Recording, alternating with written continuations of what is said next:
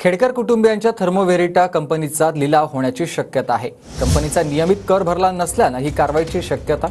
कंपनीचा 2,72,000चा कर थकीत आहे। पिंपरी चिंचवड पालिकेकडून ही कारवाईची शक्यता वर्तवली जाते।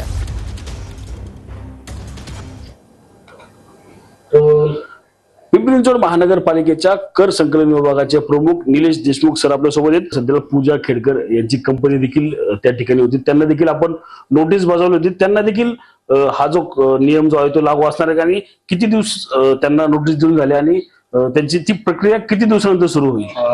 त्यांचा नियमित ते एप्रिल 22 पर्यंत त्यांनी नियमित कर भरलेला होता। त्याच्यानंतर त्यांचा 2 वर्षाचा कर थकीत होता 2,72,000 आणि त्या थकीत करापोटी आपण त्यांना अधिपत्र आपण यापूर्वी जप्तीपूर्व नोटीस त्यांना मार्च 24 मध्ये दिली होती। आपण आता नंतर त्यांना जप्ती अधिपत्र हे बजावलेलं आहे आणि ती सदर मालमत्ता आपण आता जप्ती अधिपत्राद्वारे जप्त केलेली आहे। किती दिवसातून?